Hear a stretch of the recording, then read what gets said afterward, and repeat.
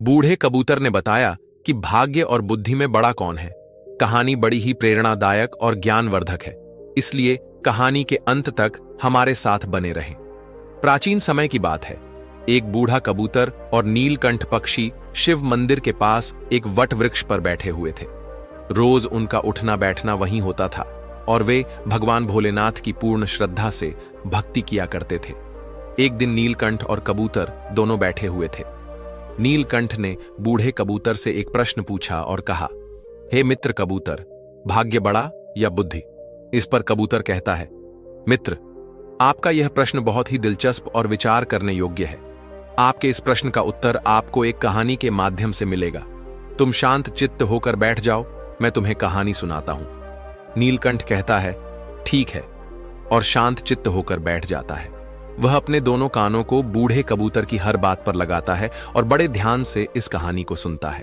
बूढ़ा कबूतर कहानी शुरू करता है और कहता है, मित्र, प्राचीन समय की बात है। एक बार ब्रह्मा जी का दरबार लगा हुआ था। सभी देवतागण दरबार में बैठे हुए थे। भाग्य और बुद्धि भी वहीं थे। ब्रह्मा जी के दरबार में बैठे बैठे बात करते करते भाग्य और बुद्धि की नोकझोंक शुरू हो गई। जब यह बहस काफी बढ़ गई तो भाग्य कहता है, जो काम मैं करता हूं वह यह बुद्धि नहीं कर सकती। बुद्धि बोली, मूर्ख मत बनो। जब मैं किसी का साथ छोड़ देती हूं तो वह आदमी पागल हो जाता है, मृत्यु को प्राप्त हो जाता है। तुम कितना भी उसका साथ दे दो, लेकिन वह मेरे बिना कुछ नहीं कर सकता। भाग्य बोला, अरे मूर्ख बुद्धि, तुम नहीं जानती कि जिसका साथ मैं छोड़ देता हूं, फिर तुम चाहे कितना भी उसके साथ रहो, उसका भला कैसे हो सकता है? जब मैं यानी उसका भाग्य ही उसके साथ नहीं रहूंगा तो क्या वह कभी भाग्यवान या धनवान हो पाएगा? नहीं, ऐसा कदापि नहीं हो सकता। भगवान ब्रह्मा के दरबार में दोनों में ऐसे ही वाद विवाद बढ़ता गया। दोनों एक दूसरे से झगड़ने लगे। बुद्धि कहने लगी, मैं बड़ी हूं और मैं ही श्रेष्ठ हूं। भाग्य कहने लगा, नहीं, तुम मुझसे बड़ी कैसे हो सकती हो? मैं बड़ा हूं और मैं ही श्रेष्ठ हूं।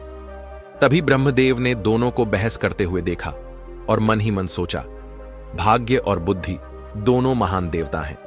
ये दोनों इस दुनिया के शक्तिशाली और प्रभावशाली देव हैं और यह आपस में इस तरह झगड़ रहे हैं, जो ठीक नहीं है। इनका फैसला तो मुझे ही करना होगा। ब्रह्मदेव ने बुद्धि और भाग्य से पूछा, तुम दोनों झगड़ क्यों रहे हो? भाग्य कहने लगा, ब्रह्मदेव, मैं जिस मनुष्य का साथ छोड़ देता हूं वह मनुष्य क्या कर सकता है? वह तो अपना सारा जीवन गरीबी और दरिद्रता में गुजारता है। वह अपने जीवन में कभी भी खुश नहीं रह सकता। इतना सुनते ही बुद्धि बोल उठी, नहीं ब्रह्मदेव, भाग्य झूठ कह रहा है। जब मैं किसी का साथ छोड़ देती हूं तो भाग्य चाहे उस मनुष्य का जितना भी साथ दे, वह कुछ नहीं कर सकता। बुद्धिहीन मनुष्य तो मृतक के समान होता है। भगवान ब्रह्मा ने दोनों की बात ध्यान से सुनी। उनकी बात सुनकर ब्रह्मदेव मन ही मन सोचने लगे, इन दोनों की समस्या तो बहुत गंभीर है, इसका फैसला कैसे किया जाए? फिर ब्रह्मदेव ने दोनों से कहा, ऐसे पता नहीं चलेगा, आप परीक्षण कीजिए। भाग्यदेव, आप अपने भाग्य का परीक्षण कीजिए और बुद्धिदेव, आप अपनी बुद्धि का। इसका प्रयोग करके बताइए कि तुम दोनों में से कौन बड़ा और श्रेष्ठ है। भाग्यदेव बोला, ब्रह्मदेव, जैसा आपका आदेश होगा मैं उसी का पालन करूंगा। ब्रह्मदेव ने कहा, आप मृत्युलोक को ध्यान से देखिए। ब्रह्मदेव ने भाग्यदेव और बुद्धि को मृत्युलोक दिखाया और कहा, देखो, इस जंगल में एक गरीब बुढ़िया और उसका इकलौता 20 वर्ष का बेटा झोपड़ी डालकर रहते हैं। वे बहुत ही गरीब हैं। उन्हें खाने के लिए अनाज का एक दाना भी नसीब नहीं हो रहा है। अब तुम दोनों इन पर अपने भाग्य और बुद्धि की शक्ति आजमाओ। तुम दोनों में से जो भी इस गरीब बुढ़िया के बेटे को धनवान बना देगा या सम्राट बना देगा, वही तुम दोनों में से बड़ा और श्रेष्ठ माना जाएगा। ब्रह्मदेव की बात सुनकर भाग्यदेव कहने लगा, परमपिता, यह तो छोटी सी बात है। भाग्य की बात सुनकर बुद्धि बोली, यह छोटी सी बात कैसे हो सकती है? जब तक मैं उसका साथ नहीं दूंगी तुम इसे कभी राजा नहीं बना सकते, सम्राट नहीं बना सकते।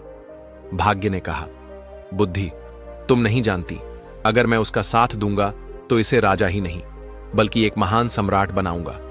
बुद्धि बोली, ठीक है, हम दोनों इसी पर अपनी शक्ति का उपयोग करते हैं। इससे हमारी समस्या का फैसला हो जाएगा।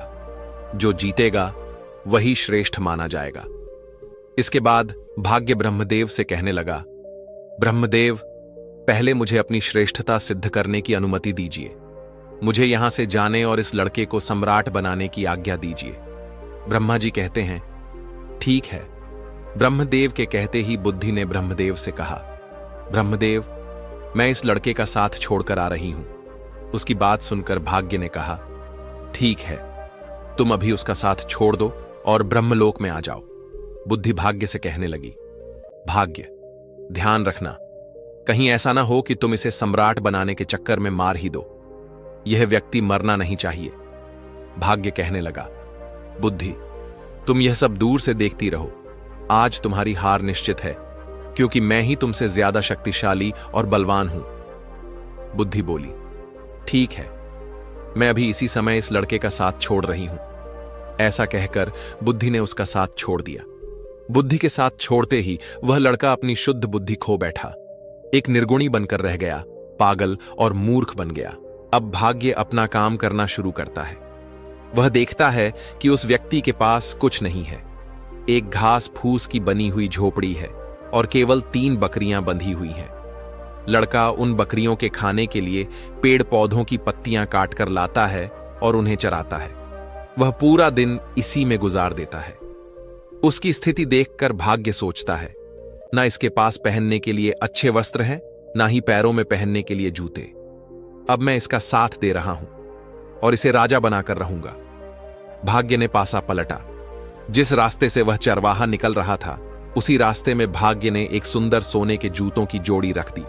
लड़के का ध्यान उन जूतों पर गया, पर वह उन्हें पहचान नहीं पाया कि ये सोने के जूते हैं। उसे तो बस पैरों में पहनने के लिए जूते चाहिए थे, इसलिए उसने वे सोने के जूते पहन लिए और सोचने लगा, चलो जूते तो मिल गए, इससे मेरा बहुत समय का काम चल जाएगा। अब जंगल से चारा लाते और बकरियों को चराते समय मेरे पैरों में कांटे नहीं लगेंगे। उन जूतों को पहनकर वह अपने घर आ जाता है। प्रतिदिन उसकी यही दिनचर्या चलती रही। वह जंगल में बकरियों को चराने जाता और जंगल से पेड़ पौधों की पत्तियां काट कर लाता और बकरियों को चराता रहता था। उसकी माता की बुद्धि भी समाप्त हो गई थी, क्योंकि बुद्धि उसे भी छोड़कर चली गई थी। भाग्य ने तो उस चरवाहे का खूब साथ दिया, लेकिन उसके जीवन में कोई बदलाव नहीं आया।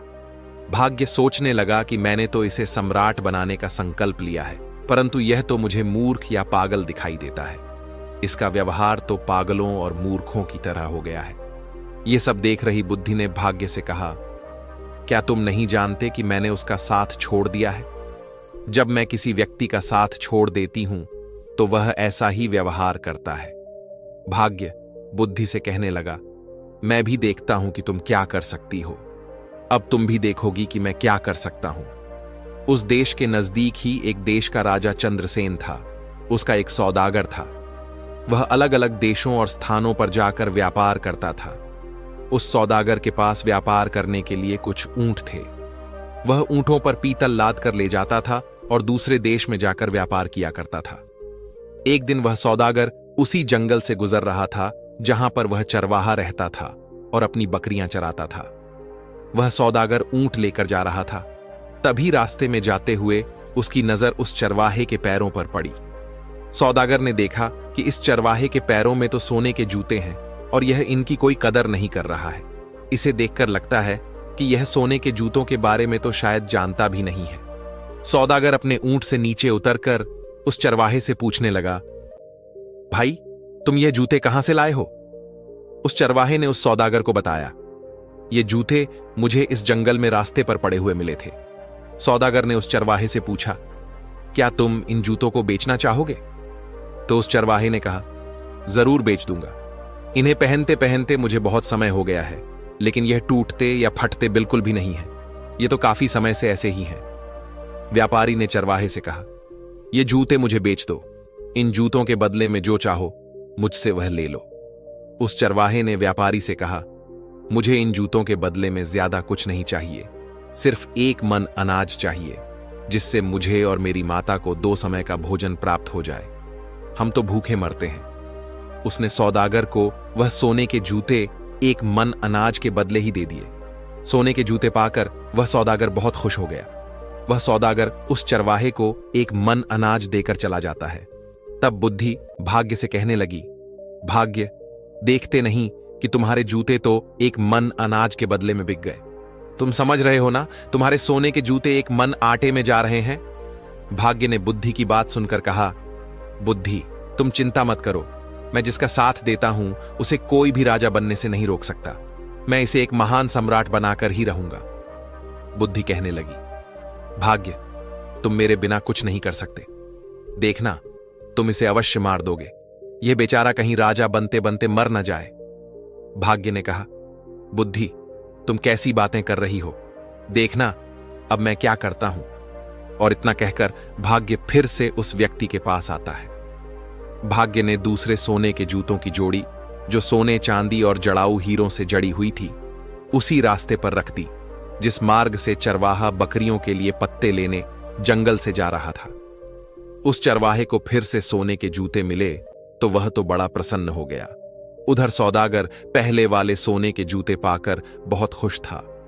चलते चलते वह सोचने लगा, क्यों ना मैं इन्हें अपने राजा को भेंट करूं ताकि महाराज प्रसन्न होकर मुझे कुछ इनाम दें। यह सोचकर वह सौदागर सोने के जूतों को लेकर महाराज चंद्रसेन के महल में गया।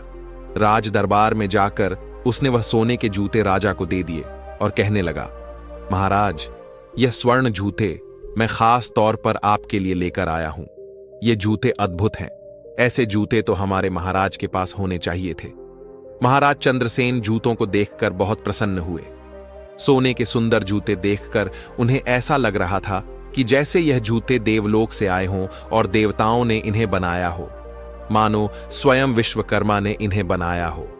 इतने सुंदर जूते देखकर वह खुश हो गए और अपने मंत्री से कहने लगे, सौदागर को 15 सहस्त्र स्वर्ण मुद्राएं इनाम में दे दी जाए।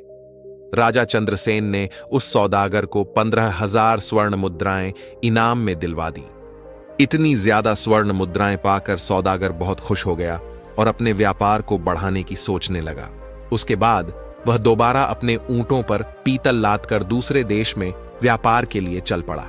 वह सौदागर अपने व्यापार के लिए उसी जंगल से होते हुए जाता था जहां वह चरवाहा अपने पशुओं को चराता था और अपनी माता के साथ रहता था। इस बार भी उसी जगह से जा रहा था और संयोगवश चरवाहा भी वहीं पर अपनी बकरियों को चरा रहा था। जंगल में अपने सामने उस चरवाहे को दोबारा देखकर वह सौदागर खुश हो गया। उसने फिर से उस चरवाहे के पैरों की ओर देखा। उसके पैरों में दूसरी जोड़ी स्वर्ण जूते देखकर उसने सोचा, इसके पास तो और सोने के जूते आ गए। न जाने यह कहां से ऐसे जूते लेकर आता है। सौदागर ऊंट से उतरा और उतरकर उस चरवाहे के पास आया और चरवाहे से बोला, भाई, क्या तुम फिर से इन जूतों को भी बेचना चाहोगे? चरवाहे की तो जैसे मनचाही मुराद पूरी हो गई। वह बोला, हां, जरूर बेच दूंगा, लेकिन इस बार आपको इसके बदले में मुझे एक बोरी चने की देनी होगी। सौदागर भी खुश हो गया और बोला, हां, ठीक है, मैं एक बोरी चने की दे दूंगा। चरवाहे ने एक शर्त और रख दी। वह बोला, चने भुने हुए होने चाहिए। सौदागर ने उसकी यह बात भी मान ली। एक बोरी भुने हुए चने की उसको दे दी। वह उससे सोने के जूते की दूसरी जोड़ी भी लेकर आगे चला गया। अब सौदागर के मन में यह विचार आने लगा, पहले एक जोड़ी जूते जो मैंने महाराज को भेंट किए थे, उसके बदले महाराज ने मुझे 15,000 स्वर्ण मुद्राएं दी थीं। इस बार हो सकता है कि महाराज मुझे पिछली बार से भी ज्यादा बड़ा इनाम दे। मैं इनको भी महाराज की सेवा में लेकर जाता हूं। वह इस बार भी उन हीरे जवाहरात और रत्न जड़े सोने के जूतों को लेकर राजा चंद्रसेन के दरबार में पहुंच गया। सौदागर राजा से बोला, महाराज, मैं आपके लिए हर बार कोई ना कोई विचित्र वस्तु लाता रहता हूं। हे राजन, आप इन्हें स्वीकार कीजिए। राजा चंद्रसेन ने जब जूतों को देखा तो कहने लगा, सच में यह बहुत सुंदर है। ये सोने के जूते हैं और पिछली बार दिए गए सोने के जूतों से भी ज्यादा सुंदर हैं। सौदागर, मुझे तुम यह बताओ कि तुम ये जूते लाते कहां से हो? तुम्हें ये जूते कौन देता है? अब सौदागर क्या बोलता? जब सौदागर को कुछ समझ नहीं आया कि राजा को क्या जवाब दे, तो कुछ सोच विचार कर उसने झूठ बोलना ही ठीक समझा और बोला, महाराज, दक्षिणी देश में एक सम्राट है। सम्राट के यहां मैं अपने पीतल का व्यापार करने जाता हूं तो वह इनाम में ऐसे जूते दे देते हैं। उन्होंने 2 बार मुझे सोने के जूते दिए तो मैंने दोनों बार वह आपकी सेवा में अर्पित कर दिए। यह सुनकर राजा सौदागर से बोला, सौदागर, क्या उस राजा का कोई पुत्र है? सौदागर ने फिर झूठ बोल दिया। उसने कहा, नहीं महाराज, अभी तो वह सम्राट खुद ही कुंवारा है, उनका विवाह नहीं हुआ है। यह सुनकर राजा चंद्रसेन बोले, ठीक है सौदागर, हमारी पुत्री बहुत सुंदर है। तुम अपने उस सम्राट से जाकर मिलो और उनसे पूछो कि हम अपनी पुत्री का विवाह उससे करना चाहते हैं, क्या उन्हें मंजूर है? राजा की बात सुनकर सौदागर सोचने लगा, अब तो मैं फंस गया। मैं तो ये जूते किसी राजा से नहीं लाता बल्कि एक चरवाहे से लेकर आता हूं, लेकिन अब तो मैं झूठ बोल चुका हूं। अब मेरा क्या होगा? मैं तो अपने ही बोले हुए झूठ में फंस चुका हूं। राजा ने सौदागर को आदेश दिया, सौदागर, उस राजा के पास जाओ और किसी भी तरह उन्हें तैयार करके आओ कि वह हमारी पुत्री से विवाह करें। अब तो सौदागर और चिंता में पड़ गया। वह राज दरबार से वापस आ गया। अपने घर जाकर उसने दोबारा अपने ऊंटों पर पीतल लादा और व्यापार करने चल पड़ा। जब वह दोबारा जंगल में पहुंचा तो सोचने लगा, अगर मुझे यहां वह चरवाहा नहीं मिलता तो मुझे सोने के जूते नहीं मिलते और वे जूते मैं राजा को नहीं देता। आखिरकार झूठ बोलकर मैं राजा के क्रोध का शिकार नहीं बनता। इस चरवाहे ने मुझे भी राजा के क्रोध का शिकार बना दिया। यदि चरवाहा मुझे ना मिलता तो मैं इस धर्म संकट में नहीं फंसता। इस चरवाहे ने तो मुझे बुरी तरह फंसा दिया है। सोचते सोचते वह सौदागर उस चरवाहे की झोपड़ी पर जा पहुंचा। चरवाहा अपनी झोपड़ी पर सौदागर को आया देखकर बहुत खुश हो गया, क्योंकि वही सौदागर उसके खाने पीने की व्यवस्था करता था। कभी उसे अनाज देता था, कभी चने। उसका गुजारा जूते बेचकर इसी सौदागर से पूरा होता था, इसलिए चरवाहा उससे बहुत खुश था। वह बोला, सौदागर आइए, आपका स्वागत है। सौदागर वहीं उसके घर पर ही रुक गया। उसने अपने ऊंटों से पीतल उतारकर एक तरफ रख दिया और फिर चरवाहे से बातें करने लग पड़ा। इस समय भाग्य उस चरवाहे का साथ दे रहा था। बातें करते करते चरवाहा पीतल के बोरे पर बैठ गया। जैसे ही वह बैठा तो सभी बोरों में भरा हुआ पीतल सोने में बदल गया। चारों तरफ सोना जगमगाने लगा। यह देखकर सौदागर को यह विश्वास हो गया कि यह व्यक्ति या तो कोई जादूगर है या ईश्वर का कोई बहुत बड़ा भक्त। इस पर ईश्वर की विशेष कृपा है। अब सौदागर अपने बोले हुए झूठ के जाल में और फंसता जा रहा था। उसके मन में विचार आया, मेरे पास धन की कमी नहीं है। मैं ऐसा करता हूं कि इस चरवाहे को ही राजा बना देता हूं, सम्राट घोषित कर देता हूं। मेरे पास तो धन और सोने की कोई कमी नहीं है। मैं इसके लिए यहां जंगल में बहुत बड़ा किला बनवा देता हूं, दुर्ग बना देता हूं। उस दुर्ग का मालिक इसे बना दूंगा और मैं उसका मंत्री बन जाऊंगा। यहां के जो जागीरदार हैं उनसे बहुत सारी जमीन खरीद लूंगा। इस महीने के 2 महीने बाद राजा के पास जाऊंगा और बता दूंगा, यही सम्राट है। अब सौदागर षड्यंत्र रचने लगा। भाग्य बुद्धि से कहने लगा, बुद्धि, तुम देखती जाओ कि मैं क्या करता हूं। देखना, यही सौदागर अब चरवाहे को सम्राट बनाएगा। बुद्धि ने फिर से भाग्य से कहा, कहीं ऐसा ना हो कि राजा बनते बनते यह मर ही जाए, क्योंकि इस समय इसके पास बुद्धि नहीं है। जब यह बात भाग्य ने सुनी तो बोला, बुद्धि, तुम इतना घमंड मत करो, तुम अपना ज्यादा दिमाग मत लगाओ, यह सम्राट अवश्य बनेगा। दूसरी ओर सौदागर चरवाहे से कहने लगा, चरवाहे, मैं तुम्हें यहां का सम्राट बना देता हूं और तुम्हारे रहने के लिए एक बड़ा महल भी बनवाऊंगा।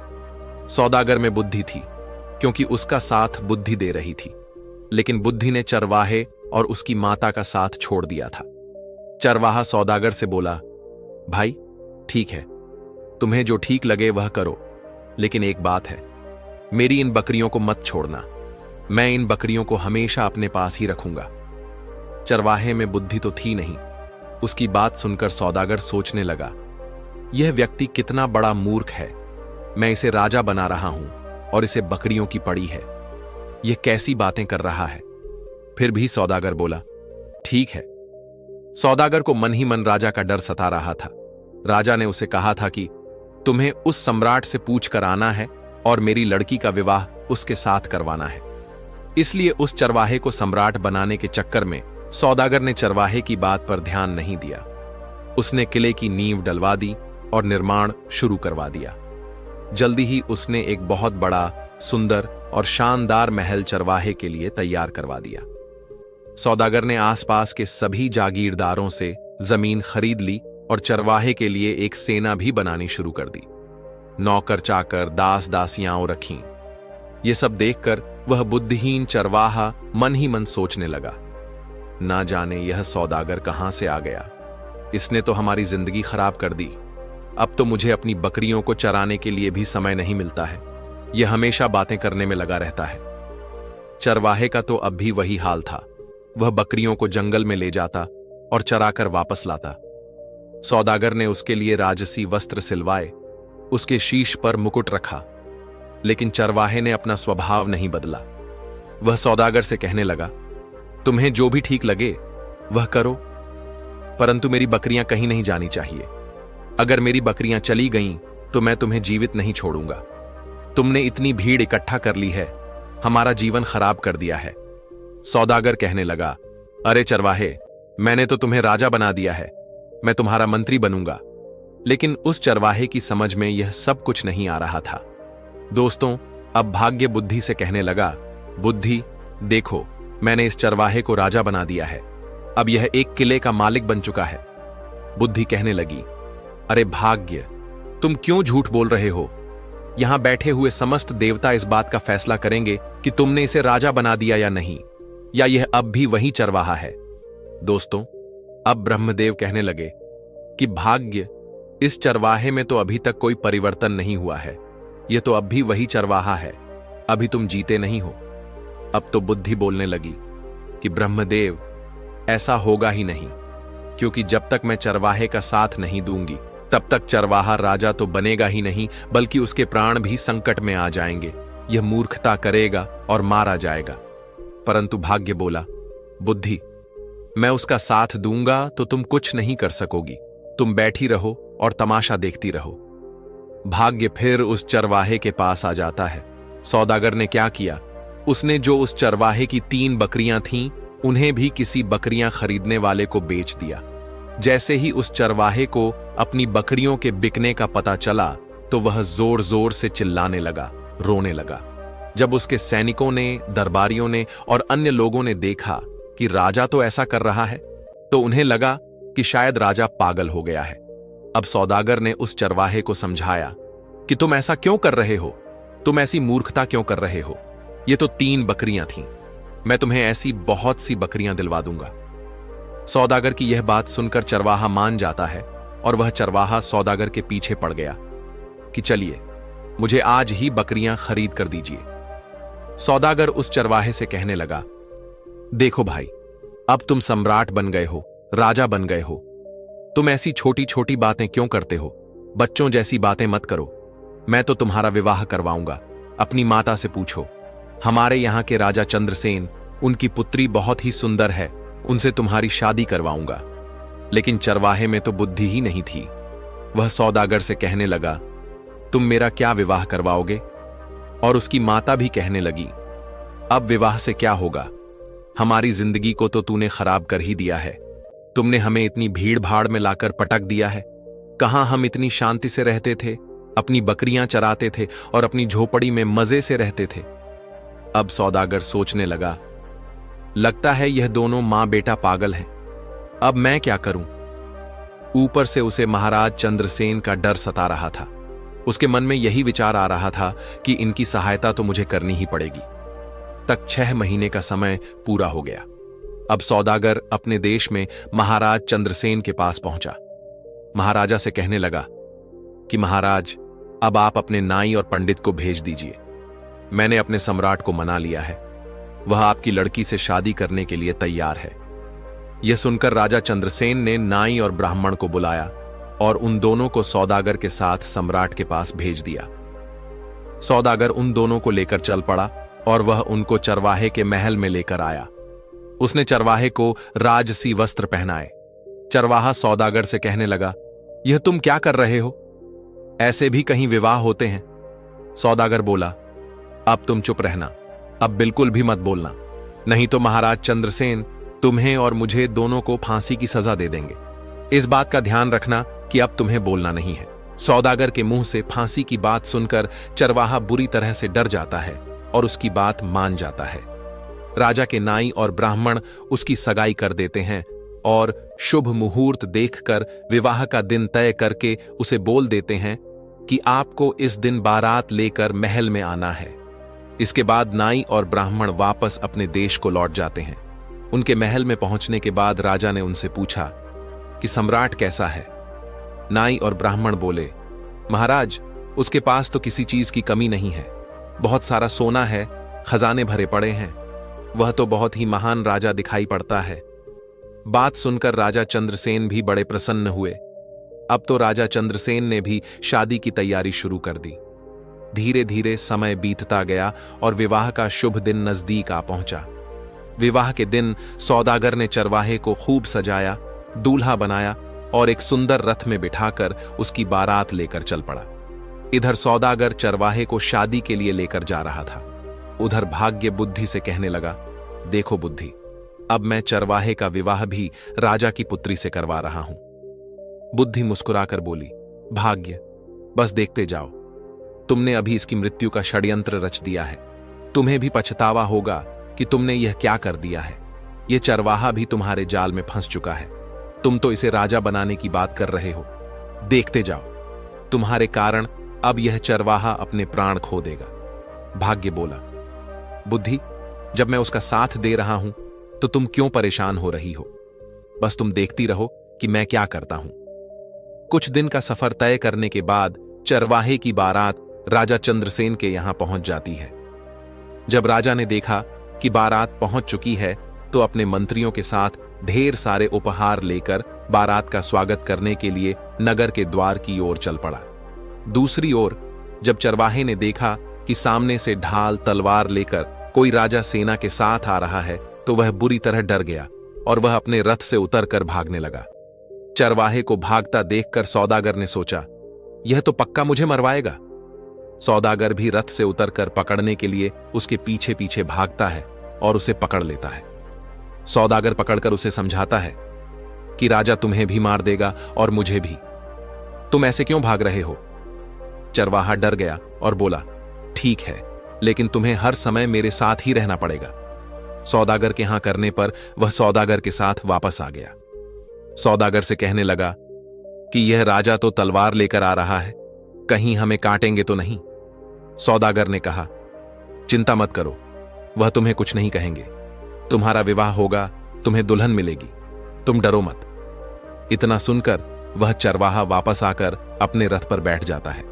राजा ने देखा, चरवाहा बना राजा देखने में तो बहुत सुंदर था। उसने बारात का स्वागत किया। अपने कहे अनुसार सौदागर हर जगह उसके साथ साथ जा रहा था। जब मंडप में जाने का समय हुआ तो सौदागर धर्म संकट में फंस गया कि वहां भी उसे साथ ही जाना पड़ रहा था। वह मंडप में पीछे बैठ गया। राजा चंद्रसेन कहने लगा, सौदागर, तुम इसके साथ साथ क्यों रहते हो? तो सौदागर बोला, महाराज, मैं इनका मंत्री हूं, इन्होंने मुझे अपना मंत्री बनाया है। राजा ने अपनी पुत्री का विवाह उस चरवाहे के साथ कर दिया।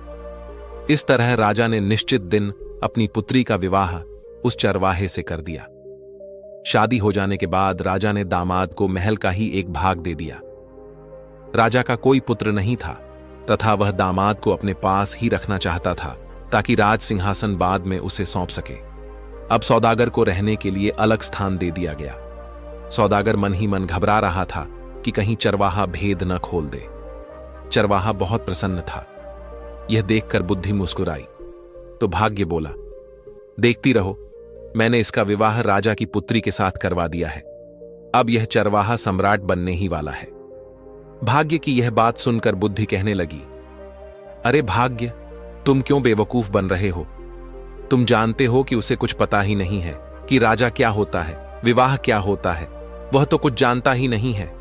उसकी तो मृत्यु निकट आ गई है, वह तो मरने वाला है। भाग्य कहता है, यह तुम क्या कह रही हो? बुद्धि बोली, मैं सच कह रही हूं। मैंने जब इसका साथ छोड़ा था यह तो उसी समय मर गया था, क्योंकि बुद्धिहीन व्यक्ति तो वैसे ही मृतक के समान होता है। अब यह बेचारा मारा जाएगा। तुम तो बस इसे बचाने की कोशिश करो। अब यह मरने वाला है, आप इसे बचाइए। भाग्य बोला, यह मरेगा क्यों? इसकी शादी हो गई है, अब यह आराम से वहां पर रहेगा और फिर सम्राट बनेगा। राज परिवार की परंपरा के अनुसार राजकुमारी वधू के वेश में सज संवर कर खाना लेकर रात को अपने पति के कक्ष में गई। चरवाहे ने इतनी सुंदरता से सजी और आभूषणों से लदी कन्या सपनों में भी नहीं देखी थी। वह डर गया। उस बुद्धिहीन चरवाहे को बचपन में अपनी दादी की सुनाई हुई कहानी याद आ गई, जिसमें एक राक्षसी सुंदरी का भेष बनाकर गहनों से सजी धजी एक पुरुष को खा जाती है। उसके मन में विचार आया, यह कोई राक्षसी तो नहीं है जो उसे खाने के लिए आई है। उसने बचपन में सुन रखा था कि राक्षसी सुंदर रूप धारण करके आदमियों का खून पी लेती है और उन्हें मार डालती है। उसने सोचा, राक्षसी के हाथ पड़ने से तो अच्छा है कि मैं यहां से भाग जाऊं। यही सोचकर वह उठा और राजकुमारी को धक्का देकर गिराता हुआ, चिल्लाता हुआ कमरे से निकल भागा। भागता भागता वह सीधे नदी के किनारे पहुंचा और पानी में कूद गया। जब उसे पानी में भी अपनी मृत्यु दिखाई दी तो वह पानी से निकला और नदी के एक किनारे पर बैठ गया। राजकुमारी के अपमान की बात सुनकर राजा आगबबूला हो गया। राजा ने अपने सैनिकों को जल्दी से चरवाहे को ढूंढ लाने के लिए भेजा। राजा के सैनिकों ने उसे एक नदी के किनारे पर बैठा देख लिया। वे उसे पकड़कर राजा के पास ले आए। उसे देखकर राजा को क्रोध आ गया। उसने चरवाहे को कठोर दंड देने का निश्चय किया। राजा ने आदेश जारी कर दिया कि अगली सुबह उसे मृत्यु दंड दिया जाएगा। इसे कारागार में डाल दो। यह सब भाग्य अपनी आंखों से देखते हुए अपना माथा ठोक रहे थे और सोच रहे थे, यह तो बिल्कुल मूर्ख निकला। मूर्ख ने मेरी सारी योजना ही चौपट कर दी। तभी बुद्धि मुस्कुराते हुए उनके पास आई। बुद्धि ने भाग्य से कहा, आखिर तुम हार ही गए। देख लिया तुमने, तुम्हारे लाख राजा बनाने से भी वह राजा बन न सका। अब इस आदमी को सजा होने जा रही है। बुद्धि ने भाग्य से कहा, देखा भाग्य, बुद्धि के बिना वह मारा जाने वाला है। बोलो क्या कहते हो? निराश होकर भाग्य बोला, अगर तुम इस आदमी को बचा लो तो मैं हार मान लूंगा। बुद्धि ने हंसकर कहा, तो ठीक है, अब मेरा कमाल देखो। देखो मैं इसे कैसे बचाती हूं। इतना कहकर बुद्धि ने चरवाहे में प्रवेश किया। जैसे ही बुद्धि ने चरवाहे में प्रवेश किया, चरवाहा अपने बचाव की नई नई तरकीबें सोचने लगा। दूसरे दिन जब चरवाहे को मृत्यु दंड के लिए राजा के सामने पेश किया गया तो चरवाहा बोला, महाराज, आप मेरे ससुर हैं। क्या मैं आपसे पूछ सकता हूं कि आप किस अपराध में मुझे मृत्यु दंड देने चले हैं? राजा बोला, तुमने मेरी पुत्री का तिरस्कार करके मेरा घोर अपमान किया है, इसका तुम्हें दंड दिया जाएगा। तब चरवाहा बोला, राजन, मेरे कुल में मान्यता है कि विवाह के पश्चात पहली रात को यदि वर वधू की जानकारी में कोई व्यक्ति नदी में डूब मरे तो वधू विधवा हो जाती है या संतानहीन रह जाती है। जब आपकी पुत्री कमरे में आई तभी नदी की ओर से बचाओ बचाओ चिल्लाने की आवाज मेरे कानों में पड़ी। मैं अपने आप को रोक न सका और तुरंत उठकर डूबने वाले को बचाने के लिए नदी पर चला गया था। अगर यह मेरा दोष है तो आप मुझे अवश्य दंड दें। चरवाहे की बात सुनकर राजा बहुत प्रसन्न हुआ और उठकर चरवाहे को गले से लगा लिया। वह बोला, हमारे बाद तुम ही इस देश के राजा बनोगे।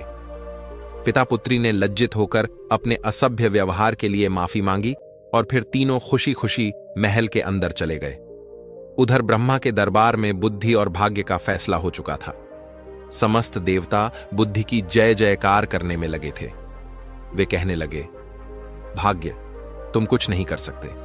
जिसका साथ बुद्धि नहीं देगी वह कुछ नहीं कर सकता। बुद्धि ने मुस्कुराकर भाग्य की ओर देखा। भाग्य ने हंसकर कहा, मैं अपनी हार मानता हूं, तुम वास्तव में मुझसे बड़ी हो। साथियों, इस तरह नीलकंठ को भी अपने प्रश्न का उत्तर मिल चुका था और उसके बाद बूढ़ा कबूतर और नीलकंठ भोजन की तलाश में जंगल की ओर निकल गए। दोस्तों, उम्मीद है आपको कहानी अच्छी लगी होगी। कहानी पसंद आई हो तो वीडियो को लाइक करके चैनल को सब्सक्राइब कर लेना, साथ में बेल आइकन भी दबा देना। मिलता हूं आपको एक और मजेदार कहानी के साथ। धन्यवाद। जय श्री कृष्णा।